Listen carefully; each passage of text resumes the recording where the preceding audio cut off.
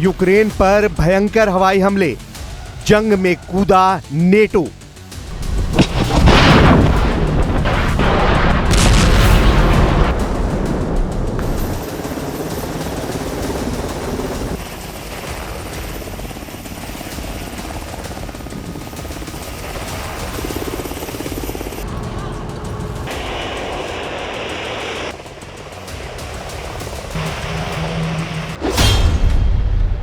चालीस महीने से ज्यादा की जंग में पहली बार ऐसा हो रहा है कि यूक्रेन को रूस की हवाई सुनामी से बचाने के लिए नेटो के जेट पोलैंड से उड़ान भरने लगे हैं।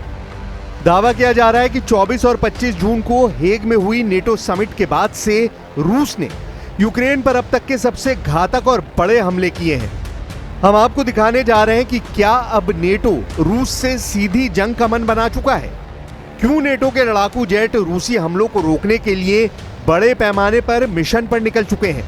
हम आपको यह भी दिखाएंगे कि क्या ज़ेलेंस्की का वो दावा सही है जिसमें उन्होंने कहा है कि रूस ने लगभग 4 साल की जंग में यूक्रेन पर 28,743 शाहिद ड्रोन से हमला किया है।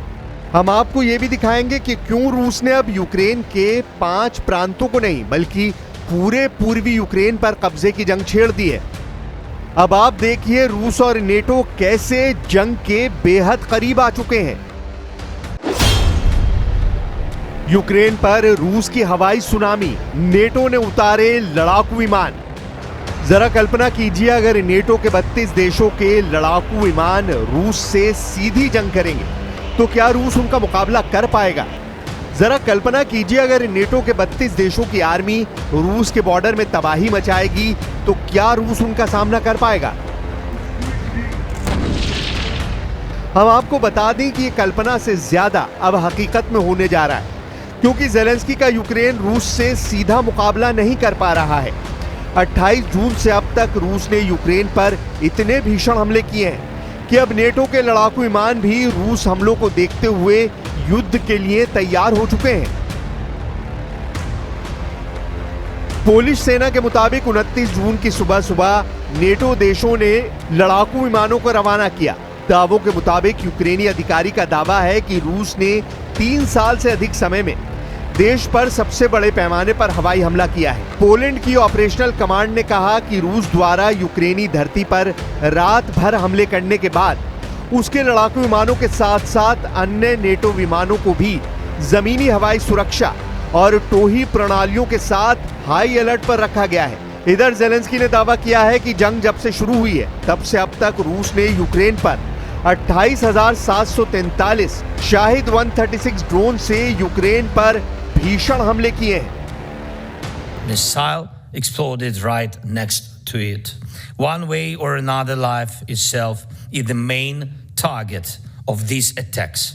Each one showing the true nature of Putin's war. Putin की परमाणु धमकी, एटम बम से सर्वनाश युद्ध।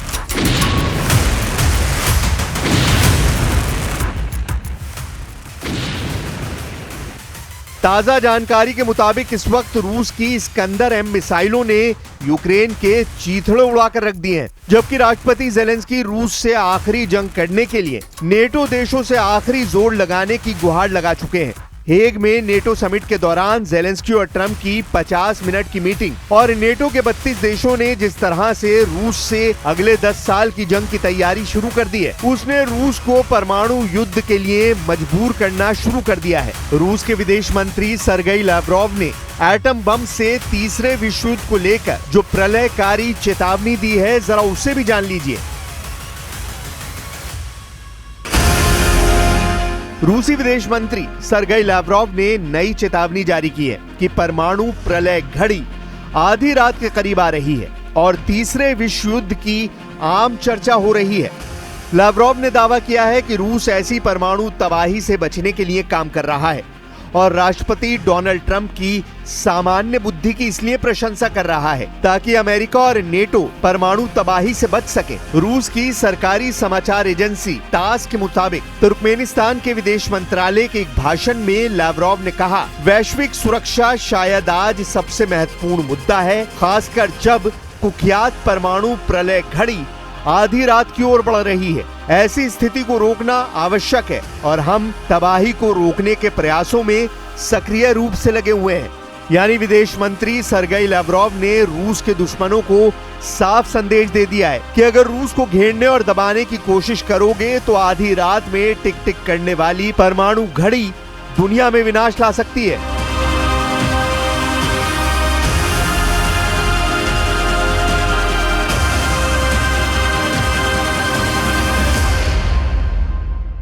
Потому что в нашей ядерной доктрине, и здравый смысл, и практика наших действий всегда говорит о том, что мы всегда отвечаем на все угрозы, которые нам создают, зеркально. रूस की हवाई सुनामी, यूक्रेन के उड़े चीथड़े। यूक्रेन बुरी तरह से घिरता जा रहा है। हालात ये हो गए हैं कि रूस ने पिछले 100 घंटों में यूक्रेन के पूर्वी इलाकों के चीथड़े उड़ाकर रख दिए हैं। कोहराम मचाती रूसी सेना यूक्रेन को संभलने का मौका नहीं दे रही है। यूक्रेनी अधिकारियों के मुताबिक रूस ने रात भर में यूक्रेन पर 477 ड्रोन, साथ ही अलग अलग तरह की 60 मिसाइलें दागी थी।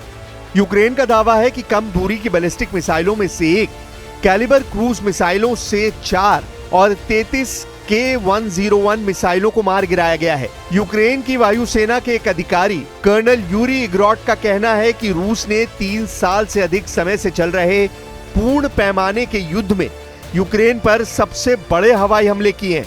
रूस के रक्षा मंत्रालय ने एक बयान में कहा कि उसने किंजल हाइपरसोनिक मिसाइलों सहित कई घातक हथियारों से हमले किए हैं। यूक्रेन की वायुसेना ने कहा कि रूस ने मॉस्को के दक्षिण पूर्व में अपने ताम्बोव क्षेत्र के ऊपर हवाई क्षेत्र से 4 किंजल मिसाइलें दागी हैं। रूस ने कहा कि उसने यूक्रेन के सैन्य उद्योग और तेल रिफाइनरियों को निशाना बनाया है। यूक्रेनी अधिकारियों ने भी ये माना है कि उनका एक F-16 लड़ाकू जेट और पायलट रूस के हमलों को रोकने के दौरान मारा गया है।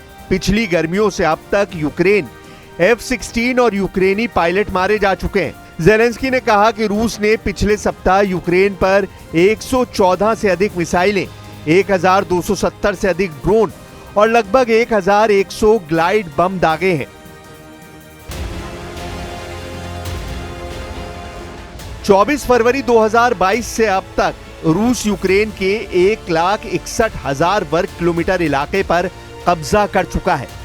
यह यूक्रेन की कुल जमीन का लगभग 27% है। लेकिन उसके बावजूद जिस तरह से पुतिन ने ऐलान किया है कि यूक्रेन की जमीन पर जहां जहां रूसी सेना के कदम पड़ते जाएंगे वो जमीन रूस की होती जाएगी, उस ऐलान ने यूक्रेन के साथ साथ अमेरिका समेत नेटो के 32 देशों के होश उड़ा दिए हैं। 3.5 साल से ज्यादा की जंग में अभी तक यूक्रेन नेटो के साथ मिलकर रूस को अपने देश से खदेड़ नहीं पाया। ज़ेलेंस्की ने गुहार लगाई है कि उन्हें बड़े पैमाने पर भारी हथियारों की जरूरत है, लेकिन पुतिन ने जब से ऐलान किया है कि उनकी ओरेशनिक हाइपरसोनिक मिसाइल का उत्पादन 3 गुना से ज्यादा बढ़ा दिया गया है, जो किसी परमाणु हथियार से कम नहीं है, तब से इस खबर ने नेटो देशों के होश उड़ा दिए हैं।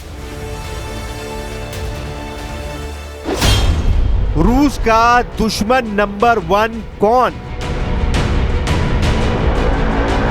रूस के पास सबसे ज्यादा परमाणु हथियार हैं। रिपोर्ट्स के मुताबिक 5,500 से ज्यादा परमाणु हथियार रूस के पास मौजूद हैं, जबकि अमेरिका के पास 5,044 परमाणु हथियार हैं। लेकिन यहाँ सवाल परमाणु हथियारों की संख्या का नहीं है, बल्कि हिम्मत का है, क्योंकि रूस अब यूक्रेन जंग में ऐसे दौर पर पहुंच चुका है जहां उसे यूक्रेनी सेना के साथ साथ नेटो, यूरोपियन यूनियन और अमेरिका साथ मिलकर घेरने में लगे हैं। ऐसी स्थिति में पूरी संभावना है कि अगर रूस को लगा कि उसका वजूद खतरे में है तो वो अपने दुश्मनों पर परमाणु हमला करने में जरा भी नहीं चूकेगा।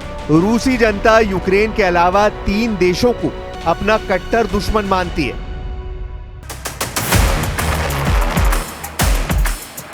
रूस में एक सर्वे हुआ है जो मॉस्को स्थित स्वतंत्र शोध संस्थान लेवाडा केंद्र ने किया है। इस सर्वे में 1,613 रूसी नागरिकोों से बातचीत की गई थी। उनके मुताबिक यूक्रेन के अलावा रूस के कट्टर दुश्मन अमेरिका, ब्रिटेन और जर्मनी है। इस सर्वे में 55% रूसियों ने जर्मनी को अपना सबसे बड़ा दुश्मन बताया, जबकि ब्रिटेन को 49% रूसियों ने अपना दुश्मन बताया है। वहीं यूक्रेन को 43% रूसियों ने दुश्मन बताया है। इस सर्वे में रूस का नंबर 1 दुश्मन जर्मनी को बताया गया है, जिससे सबसे ज्यादा रूस परेशान है, जबकि दूसरे नंबर पर रूस का दुश्मन ब्रिटेन को माना गया है। तीसरे नंबर पर यूक्रेन को दुश्मन माना गया है, जिससे जंग चल रही है, जबकि यूक्रेन का जंग में शुरू से साथ देने वाले अमेरिका को दुश्मन नंबर 4 माना गया है। जर्मनी को रूस का दुश्मन नंबर 1 मानने के पीछे कई कारण हैं। यूक्रेन युद्ध के दौरान जर्मनी ने पश्चिमी देशों की उपेक्षा ज्यादा सक्रिय भूमिका निभाई।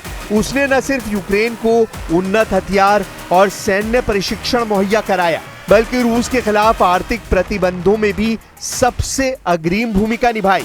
जर्मनी ने अपने पारंपरिक शांति नीति के दायरे से बाहर जाकर यूक्रेन को टैंक, एयर डिफेंस सिस्टम और आर्टिलरी सिस्टम तक पहुंचाई है। यही नहीं, नॉर्ड स्ट्रीम गैस पाइपलाइन में विस्फोट के बाद भी जर्मनी ने जिस तरह का स्टैंड अपनाया, उसे रूसियों ने विश्वासघात के रूप में लिया है। इसीलिए रूस की नजर में इस वक्त रूस का दुश्मन नंबर 1 जर्मनी है। Gemeinsam künftig 3,5% unseres BIP für unmittelbare Verteidigungsausgaben aufwenden. Das gibt uns die notwendigen Fähigkeiten, um wirkungsvoll abzuschrecken. Weitere 1,5% werden wir verteidigungs- und sicherheitsrelevante Ausgaben aufwenden. अब देखना होगा, अगर नेटो रूस से सीधी जंग में उतरता है तो रूस नेटो का मुकाबला कैसे करता है।